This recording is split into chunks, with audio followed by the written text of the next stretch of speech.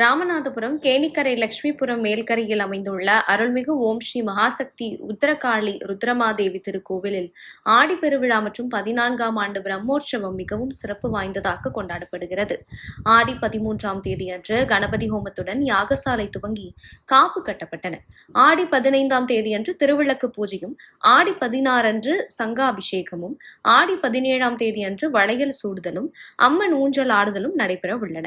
ஆடி 18ஆம் தேதி அன்று கரகம், பால்குடம், தீச்சட்டி அன்னதானத்துடன் விழா நிறைவும் நடைபெற உள்ளன. ஆடி மாதம் என்பது அம்பிகைக்கு உகந்த மாதமாக இருப்பதால் இக்கோவிலில் நடைபெறும் ஆடி பிரம்மோற்சவத்தின் முக்கிய சிறப்பம்சம் கொடியேற்றமும் காப்பு கட்டுதலும் ஆகும். பிரம்மோற்சவ விழா மங்களகரமான கணபதி பூஜையுடன் தொடங்கி பக்தர்களுக்கு காப்பு கட்டப்பட்டு அதிலிருந்து பிரம்மோற்சவத்தின் முக்கிய விழா நாட்கள் தொடங்குகின்றன. நூற்றுக்கணக்கான பக்தர்கள் பால்குடம், தீர்த்த குடம் ஏந்தி நகர வீதிகளின் வழியே ஊர்வலமாக வருகை தந்து ருத்ரமாதேவியை வணங்கி செல்வர்.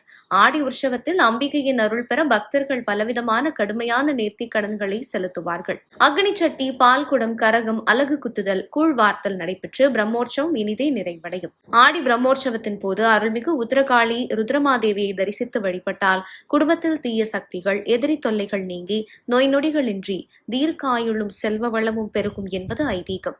இவ்விழா ஏற்பாட்டினை விழா குழுவினரும் ஆலய பூஜகர் முனியசாமி செய்து வருகின்றனர்.